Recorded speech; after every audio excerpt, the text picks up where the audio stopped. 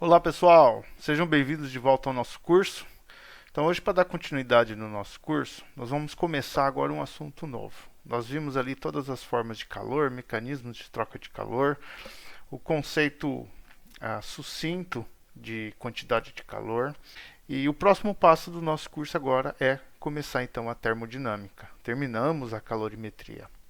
E para a gente começar a termodinâmica, é essencial a gente falar, a título de aprendizagem, sobre equação de estado. Principalmente o que é uma equação de estado para um gás ideal.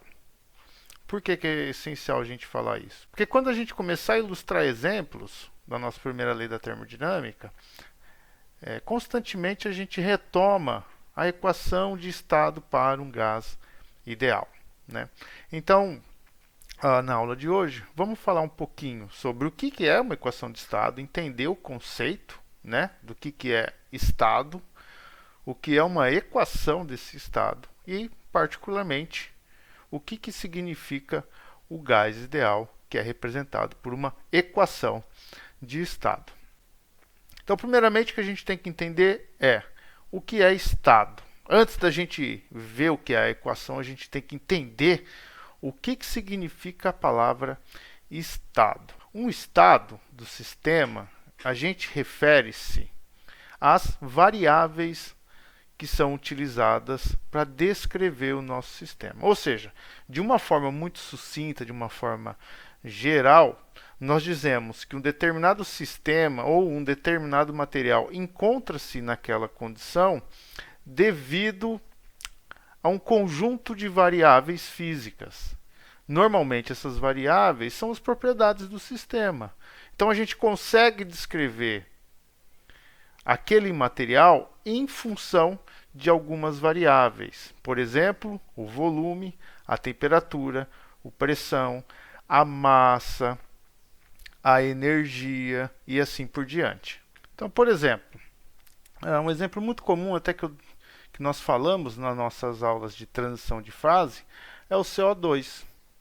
O CO2, nós vimos que para pressões abaixo de 5 atmosferas e temperaturas, aí vamos colocar uma temperatura ambiente, ele não se encontra em um outro estado que não possa ser o estado gasoso. E da mesma forma, se nós considerarmos a água para uma pressão de 1 atm e temperaturas abaixo de 273 kelvins, nós vamos encontrar sempre a água sobre o estado sólido, que nós chamamos de gelo. Ou seja, nós temos então condições específicas de pressão e temperatura que são utilizadas para descrever o estado do meu sistema.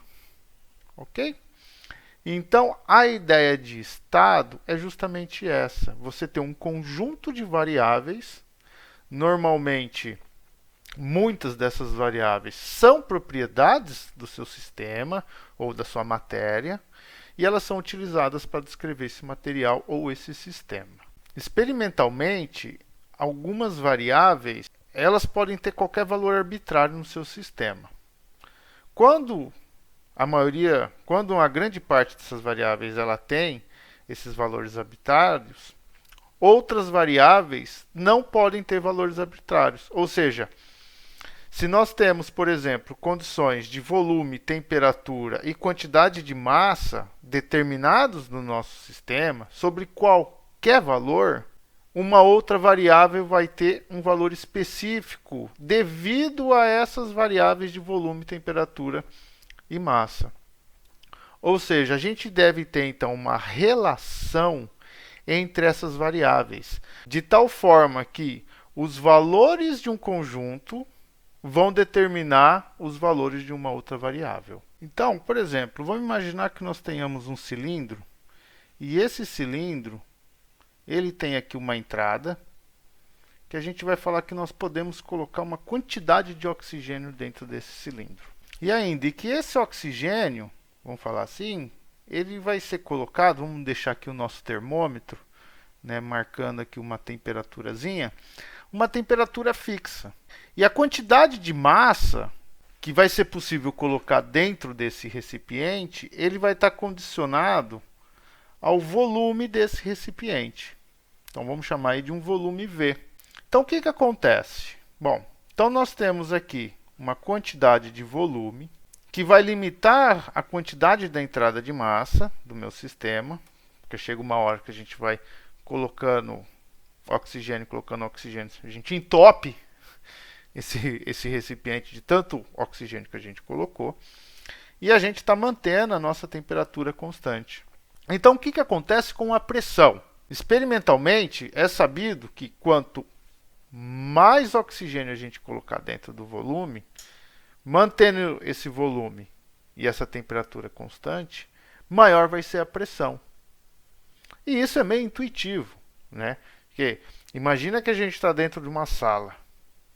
E aí você entra na sala, só está você. Aí entra mais um, entra mais dois, entra mais três, entra mais quatro.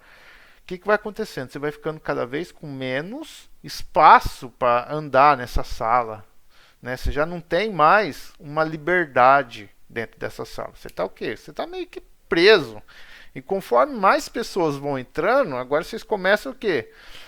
Se amontoar nas paredes e começa a fazer força nas paredes dessa casa, né? Se a gente pensar que essa casa é uma casa de pau, você pode até derrubar a casa, certo? Ou seja, a quantidade de massa que a gente está colocando dentro do recipiente é uma coisa muito análoga.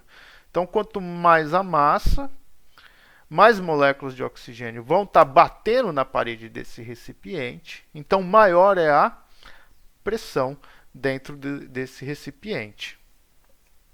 Portanto, pessoal, como a gente fixou uma quantidade de volume, a gente fixou a temperatura e a gente sabe a quantidade de massa que a gente está pondo dentro desse volume, a gente consegue determinar a pressão.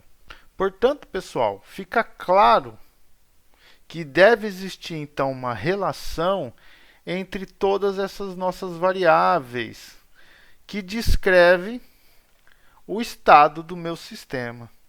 A relação entre essas variáveis, ela é colocada sob uma forma de equação, e essa equação passa a ser chamada então de equação de estado. Ou seja, a minha equação de estado é uma função que relaciona todas as variáveis que descreve o meu sistema. E a forma geral que nós podemos expressar essa função é uma função f, cujas variáveis volume, temperatura, pressão e massa seja igual a zero. Então, esse formato aqui é a forma mais geral de nós expressarmos o que nós vamos chamar de equação de estado. E na nossa equação de estado, se nós fixarmos, por exemplo, uma variável e conhecer as demais, nós conseguimos determinar a nossa quarta variável. E aí aqui cabe uma ressalva.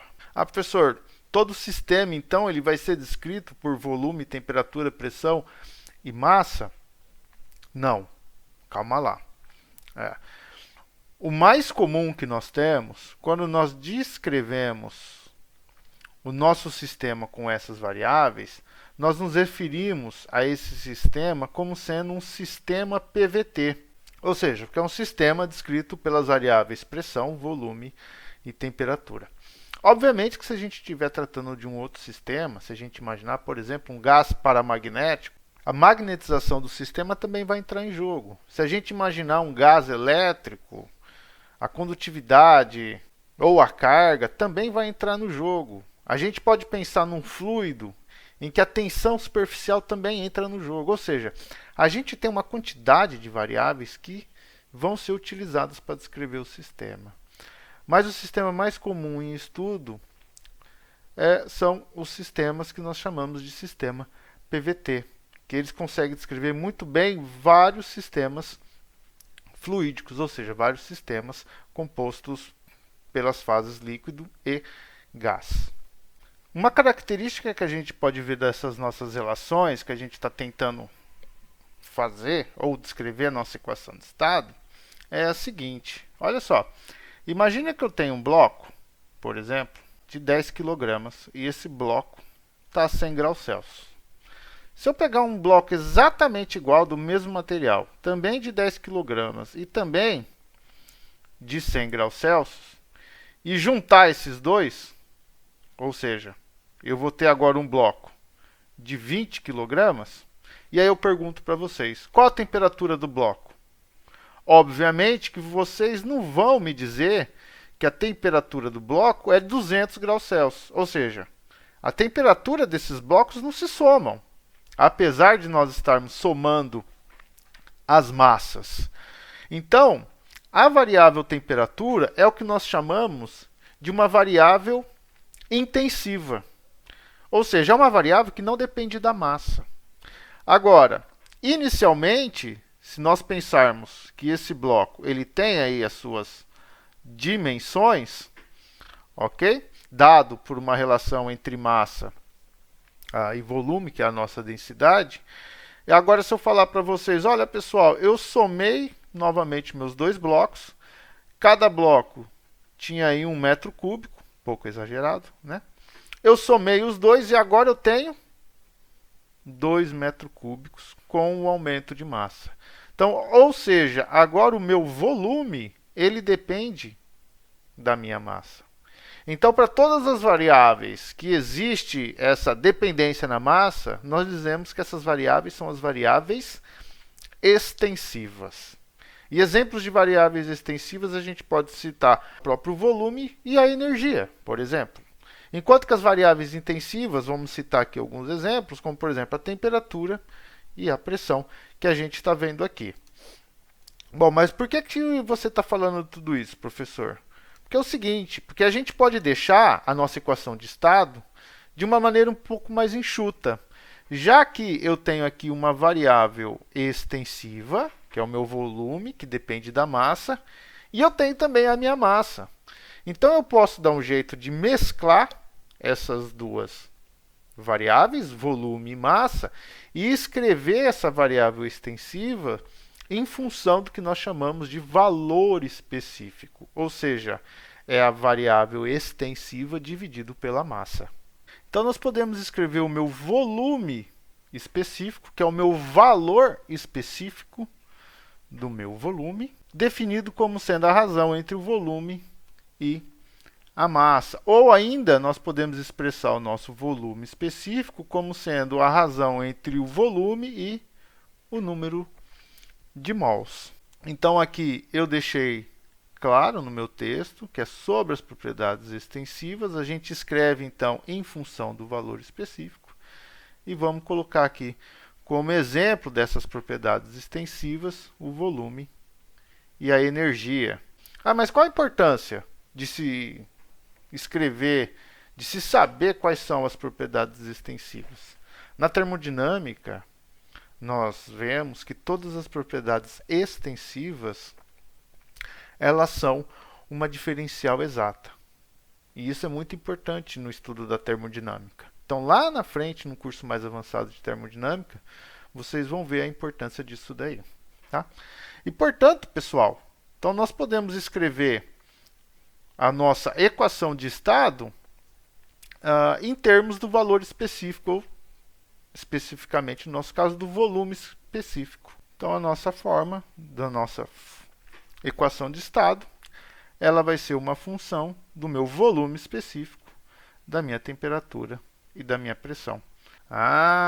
Então calma aí. Então a gente já está chegando numa fórmula que talvez a gente já conheça, que é a equação de estado de um gás ideal. Então vamos ver isso agora. Então, como nós já conhecemos, nós já sabemos o que é estado e que existe uma relação entre as variáveis que descrevem esse estado, que é o que nós chamamos de equação de estado.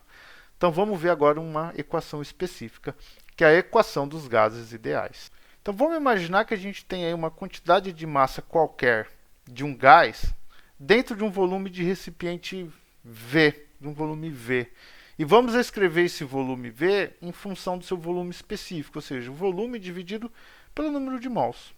E esse gás ele vai estar contido em uma temperatura fixa T. E ainda, pessoal, vamos imaginar que nós tenhamos aqui no fundo desse meu recipiente de volume V um fundo com um êmbolo móvel, ou seja, um fundo móvel, vamos colocar assim, ó, de tal forma que a gente fornece uma pressão nesse fundo, né, e a gente vai empurrando esse êmbolo nesse fundo. E conforme nós vamos empurrando esse êmbolo, o que vai acontecendo? Esse volume específico ele vai se alterando, certo?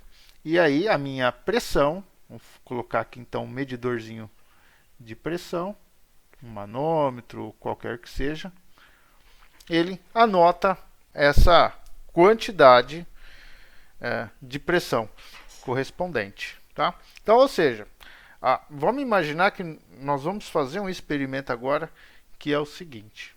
Então, eu tenho para uma determinada temperatura fixa, eu comece então a variar a pressão no fundo do meu recipiente, de tal forma que eu vou no fundo do meu recipiente não, né? Eu começo a variar a pressão no meu recipiente, né?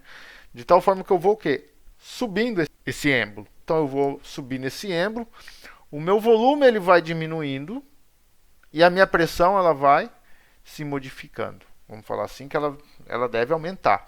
E para toda variação desse meu volume que eu estou causando e anotando essa minha nova pressão a uma temperatura fixa, isso é importante a gente falar, eu vou marcar quanto que vale o produto do volume vezes a pressão dividido pela temperatura e vou graficar isso como uma função da pressão que a gente está medindo.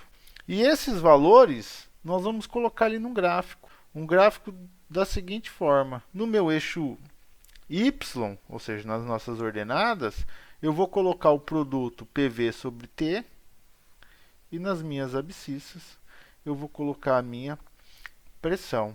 Então eu devo ter uma curva, sei lá como, vamos imaginar que é desse jeito, para uma determinada temperatura T.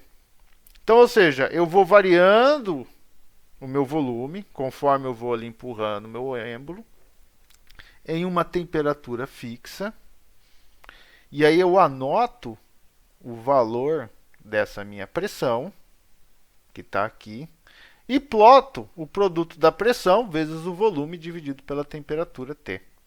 E eu faço isso por uma quantidade de, sei lá, de pontos, 100, 200 pontos, variando, né, o meu volume pelo meu fundo móvel, pelo meu êmbolo.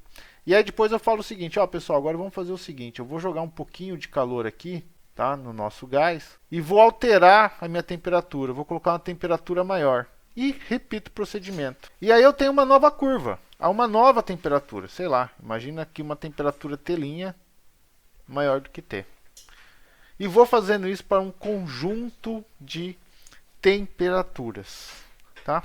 Qual que é o resultado disso? Para o CO2 o resultado é esse. Deixa eu marcar aqui, ó. Esse daqui é o gráfico de CO2 que eu peguei de um livro. Então o que acontece? Ó, então nós temos aqui o PVT em função da minha pressão. E nós temos então os pontos para determinadas temperaturas, tá? Onde a minha temperatura T1 é a minha temperatura mais baixa. O que a gente tem que ver do comportamento do meu CO2 quando a gente faz essas medidas? O primeiro ponto é o seguinte: ao longo de toda a minha curva, aqui, qualquer temperatura, nós temos sempre uma função contínua e suave, ela não tem quinas, vamos assim dizer, né? Então essas funções, elas são deriváveis em todos os pontos. E ainda, a característica mais importante, que nos vai levar à condição de entender o que é o gás ideal.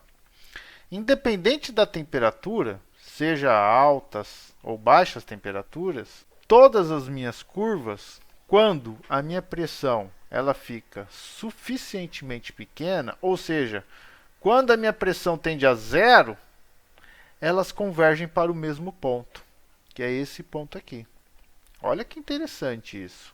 E mais, pessoal, eu não consegui encontrar nos livros que eu tenho em casa, mas independente do gás, se ele for CO2, O2, N2, H2, qualquer tipo de gás, independente do gás. Quando esse gás ele é submetido a baixas pressões, ou seja, quando nós abaixamos a nossa pressão quase zero desse gás, todos esses gases, todas essas curvas de PV sobre T convergem para o mesmo ponto. E adivinhe qual ponto é esse? É exatamente esse ponto aqui. E esse valor que todos os gases, quando P tende a zero, sob qualquer temperatura, o valor de PV sobre RT, PV sobre T que eles convergem é sempre 8,3143. Portanto, pessoal, no limite, quando a pressão tende a zero, todos os gases, em qualquer que seja a temperatura, a razão PV sobre T converge para o mesmo valor. E esse valor comum ele é chamado de constante universal dos gases e é dado por 8,3143 joules por mol por Kelvin. Tá? Pessoal, reparem que no meu gráfico eu tenho aqui um 10 ao cubo. Tá? Mas por que está 10 ao cubo aqui? Porque na minha escala ele está em quilomol. Ok? Então a gente pode escrever só 8,3143. Tá? Ou ainda em outras unidades, a gente pode colocar que o R é 0,08206 atmosferas por litro por Kelvin. E, portanto, para pressões suficientemente baixas, ou seja, quando a minha pressão tende a zero, nós podemos dizer então que a razão PV sobre T é igual a R, portanto, PV é igual a um RT, e aí se a gente tirar essa minha variável, esse meu valor específico em função da propriedade extensiva, a gente toma o que nós conhecemos como a equação dos gases ideais, que é dado por PV igual a nRT. E por que essa equação ela é chamada a equação de estado de um gás ideal? Porque independente da temperatura e da pressão, essa relação aqui, PV sobre T, ela é sempre constante. Ou seja, para um gás ideal, independente da pressão e da temperatura, eu tenho sempre essa reta horizontal. Então, ou seja, o meu gás ideal, ele significa o quê? Que a razão PV sobre T independe da pressão e da temperatura. Quando eu falo que ele independe da pressão e da temperatura, eu estou querendo dizer o seguinte, que a razão PV sobre T ela é sempre constante. Ok? Não vão entender que a pressão é constante. Não, não é isso. Ok? A razão PV sobre T ela tem um único valor, que é o valor de R, 8,314. Tá? Então, se eu aumento a pressão, para manter essa razão constante, ou eu tenho que aumentar a temperatura, ou eu tenho que diminuir o volume. Um dos dois, tá? É isso que está significando a nossa equação, tá? Então, o gás ideal é isso. A equação de um gás ideal representa isso. Representa essa independência das razões PV sobre T ao longo da faixa, de qualquer faixa de temperatura e pressão, tá? Então, fiquem com isso em mente. Tá? Não fiquem, às vezes a gente pega aí livro que fala, é que são gases ideais, são gases não interagentes, tá? Não é errado, mas também não é tão certo falar isso, ok? Então, o que vocês têm que entender é simplesmente isso. A razão PV sobre T, ela é sempre constante e independe da temperatura e da pressão. E uma das consequências que essa equação do gás ideal nos traz é que ela descreve o sistema PVT, ou seja, um sistema que é descrito pelas variáveis pressão, volume e temperatura. Essa equação ela nos traz, então, a possibilidade de descrever uma superfície onde em cada eixo de um sistema tridimensional é composto pelas variáveis P, V e T. Então, a relação entre essas variáveis P, V e T ao longo desses três eixos ortogonais, eles formam uma superfície. E nós vamos chamar essa superfície de superfície PVT. Então eu trouxe aqui um gráfico dessa superfície, tá? Quais são as características então? Para cada eixo eu tenho uma variável, né? E esse gráfico aí está nas coordenadas retangulares, tá? O que nós temos que entender quando nós vemos um gráfico desse? Primeiro ponto é o que significa um ponto desse gráfico. Todo ponto nessa superfície representa um estado de equilíbrio. Ou seja, se é um estado de equilíbrio, é possível a gente determinar o valor da pressão, o valor do volume e o valor da temperatura naquele ponto específico. Então, para aquele ponto específico, a gente tem um valor da nossa equação de estado. Ah, mas eu posso ter um ponto acima da superfície? Ou eu posso ter um ponto abaixo da superfície? Então, por exemplo, vamos imaginar que eu venho aqui, exatamente aqui, né, nesse ponto, e vou lá, pá, tô lá, ó. Tô no ponto lá dentro, né, abaixo da minha superfície. É possível ter um ponto lá dentro da superfície? Sim, é possível. Tá? É tanto possível ter um ponto abaixo da superfície quanto um ponto acima. Só que esses pontos eles não são pontos de equilíbrio. Eles não descrevem um estado de equilíbrio. E aí eles passam a ser estados de equilíbrio metaestáveis. Então eles não são pontos de estabilidade, tá? E aí nós discutimos já um pouco sobre esses estados. Lembram na nossa equação, na nossa aula de transição de fase, em que eu falei sobre os meta-estados, que a gente viu o sólido super resfriado, o vapor super resfriado e o líquido superaquecido? São esses pontos. Então, esses pontos, esses estados que eu acabei de citar agora, eles não estão sobre a superfície de um diagrama PVT.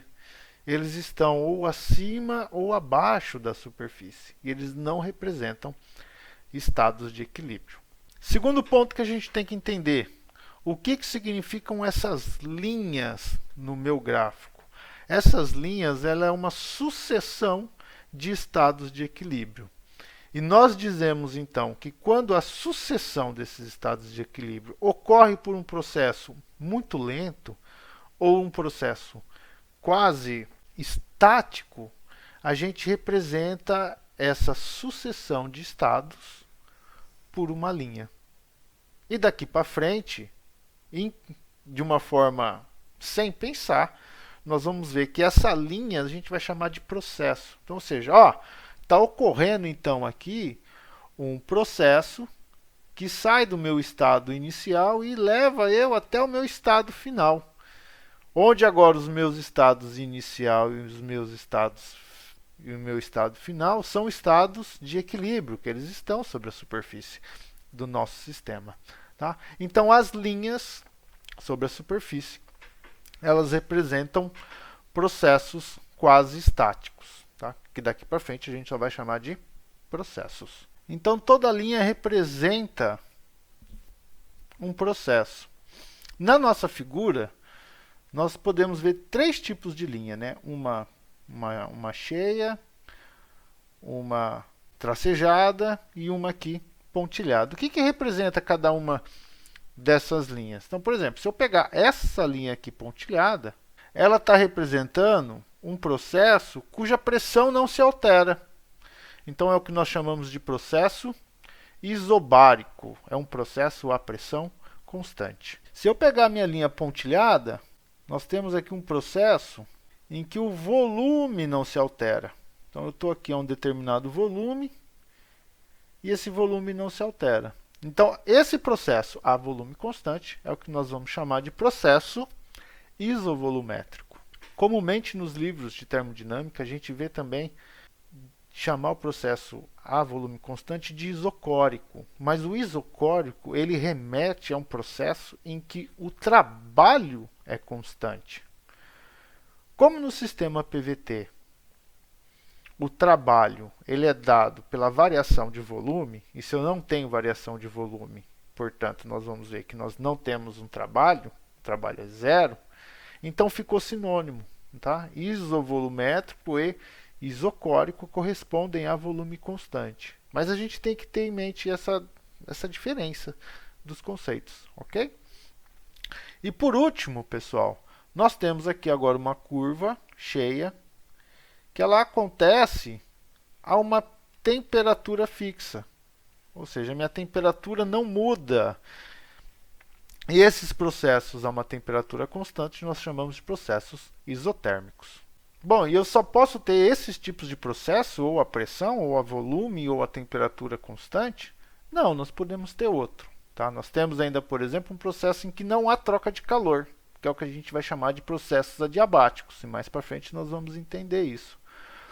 Ou nós podemos ter ainda uma infinidade de processos.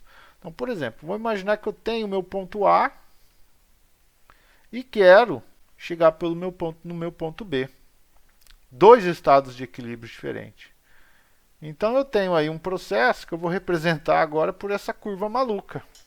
Tá? Ele não é nem um processo isotérmico, nem isobárico, nem isovolumétrico, mas ele é o quê? Ele é um conjunto, ele é uma sucessão de diferentes processos. Obviamente que para eu sair do estado A e chegar no estado B, a gente tem infinitos processos, infinitas possibilidades. Por exemplo, eu poderia inicialmente vir aqui um processo a pressão constante e depois eu vi um processo a temperatura constante.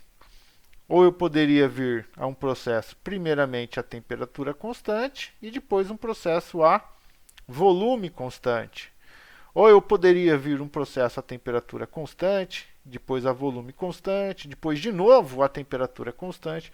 Ou seja, a gente tem aí uma quantidade infinita de variações de processos que levam de um estado de equilíbrio inicial para um estado de equilíbrio final. E se eu considerar então que esses meus estados A e B eles estão ocorrendo em um sistema fechado, ou seja, onde não há nem entrada e nem saída de massa, nós podemos escrever que o número de mols no meu estado A, no meu estado inicial, ele é igual ao número de mols no meu estado final e, portanto, como a constante R está dos dois lados, a gente pode cancelar e nós chegamos aí à equação que muitos conhecem como Piviti-Povoltó, apenas a título mnemônico, ou seja, a razão entre PV sobre T, ela é constante. E qual que é a utilidade da gente escrever dessa forma a nossa equação? Bom, a utilidade é o seguinte, se a gente tiver, por exemplo, um processo isotérmico, né, a gente consegue ver com mais clareza, por exemplo, a relação entre pressão e volume, já que eu tenho um processo a temperatura constante. Se eu tenho então agora uma variável constante que é o volume, eu consigo enxergar com clareza qual é a relação entre pressão e temperatura. E se eu tiver um processo a pressão constante, eu consigo enxergar com mais clareza a relação entre volume e temperatura. Então vamos ver primeiro aí um processo a temperatura constante, quais as consequências que nós temos. Então em um processo isotérmico, a nossa relação PV igual a RT, ela é simplesmente PV igual a uma constante. Essa equação aqui é o que é conhecida como a lei de Boyle, e ela é válida só para os gases ideais, em que Boyle determinou que a pressão ela variava inversamente com o volume quando se mantinha a temperatura constante daquele sistema. Ou seja, se eu agora aumento a pressão, para eu manter esse lado da minha igualdade como constante, eu tenho que diminuir o meu volume. Se eu aumento o meu volume, para eu manter essa constância, eu tenho que então diminuir a pressão. Ok? Então, o gráfico que a gente tem nessa condição, ele é um gráfico de P, que é igual a uma constante, dividido por V, ou seja, ele é um gráfico aí 1 sobre x. Né? E um gráfico 1 sobre x a gente sabe como é, ele é mais ou menos um negócio assim. Então está aqui o meu gráfico a temperatura constantes.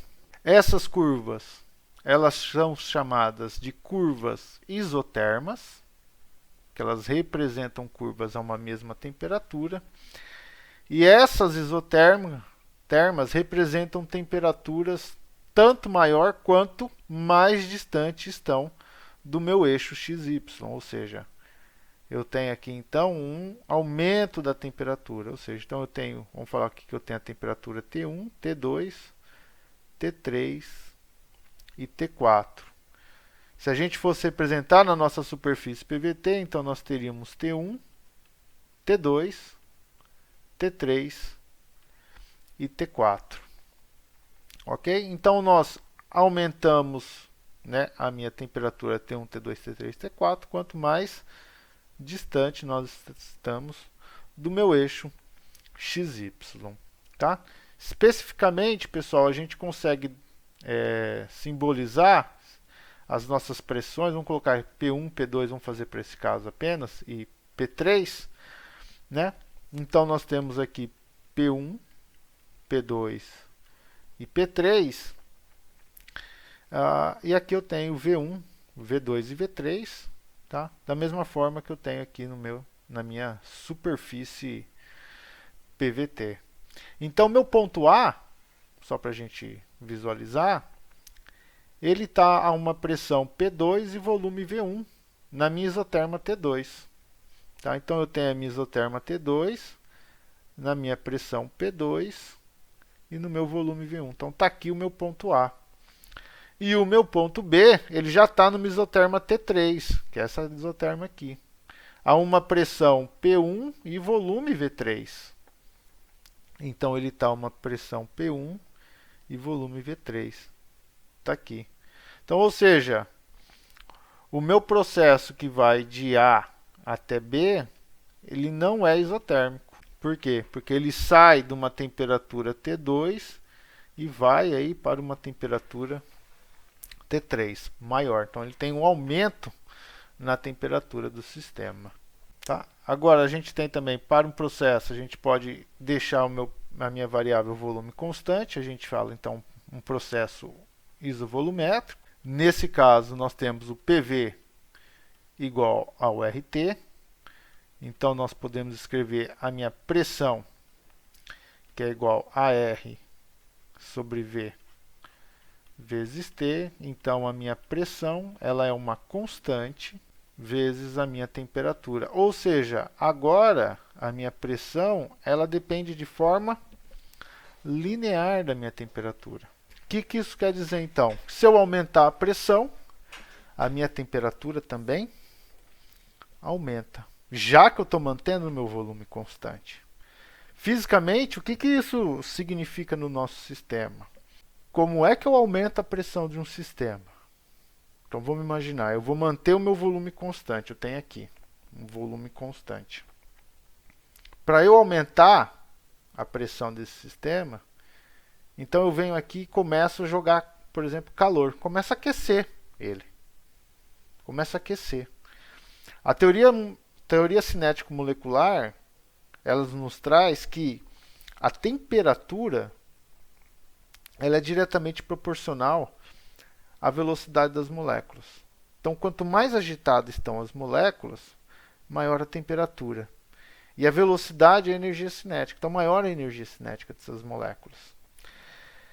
Se elas estão com energia cinética maior e velocidades maiores, elas estão tendo colisões maiores. Ou seja, elas estão colidindo com a parede do recipiente com uma frequência maior.